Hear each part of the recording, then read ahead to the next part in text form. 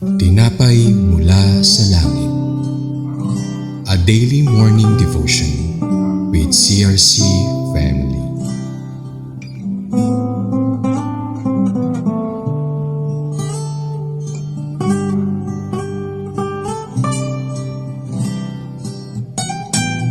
Praise God, hallelujah. Magandang umaga po sa ating lahat. Elder Ophelia Reyes ng CRC Maine. Sa araw po na ito, tayo po ay babasa sa aklat ni Joshua 23:4-5. Ang title po ng ating pag-aaralan sa araw na ito ay ang Joshua Describe the Challenges That Can. Tayo po muna ay manalangin. Panginoong Hesus na makapangyarihan sa lahat, Ama namin sa langit, banal na Espiritu, kami ay nagpapasalamat sa iyo sa araw na ito na muli mo kaming pinagkatiwalaan, Panginoon, ng buhay na ipinahiram mo sa amin. Maraming salamat, O Diyos. Hallelujah, Holy Spirit. Ikaw ang siyang manguna sa oras na ito. I-guide mo ako. Anoint mo po ang lahat ng aking ipapahayag na nabasa sa aklat ni Joshua. Maraming salamat, O God. Sa iyo po lahat ng kapurihan at pagdakila. Ikaw lamang ang aming sasambahin. Ikaw lang ang madakila sa araw na ito. In Jesus' name we pray. Amen. Sa talata 4 at saka 5, tignan ninyo ang aking tinalaga. Sa inyong mga bansang nalalabi, ang Panginoong ninyong Diyos ang siyang magpapalaya sa kanila sa inyong harapan. Siya ang magtataboy sa kanila at inyong aariin ang kanilang lupain gaya ng ipinangako ng Panginoon ninyong Diyos.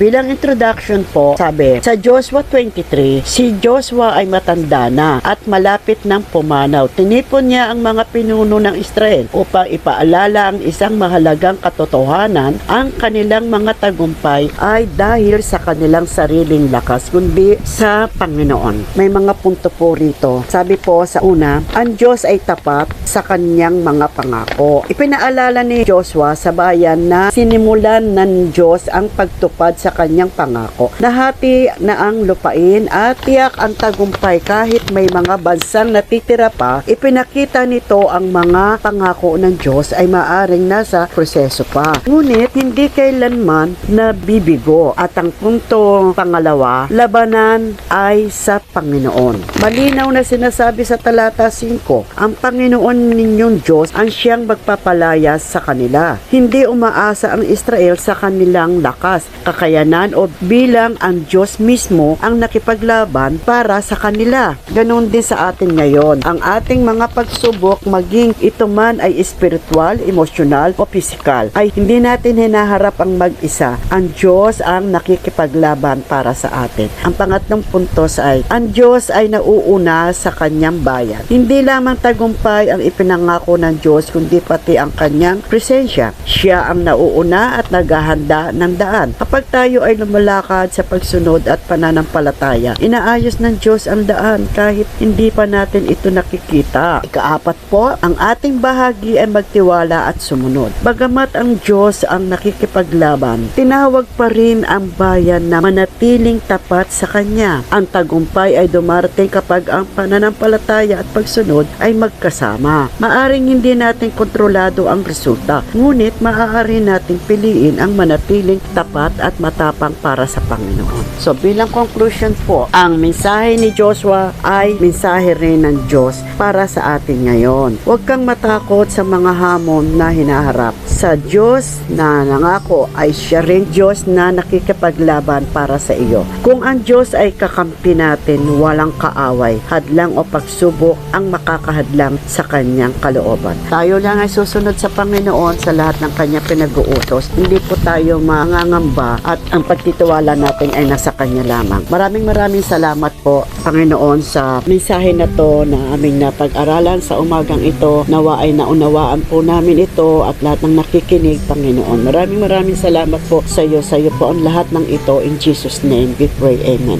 Maraming salamat at muli tunghayan po natin ang tinapay mula sa langit sa araw ng bukas at ipahayag po natin ang salita ng Panginoon sa ating mga kamag-anak, sa ating mga kapatid, kaibigan at kung kanino pa man po. Imbitahin po natin sila na makinig sa pang-araw-araw nating debosyon na ito, ang tinapay mula sa langit. Maraming salamat po muli sa inyo. To God be all the glory.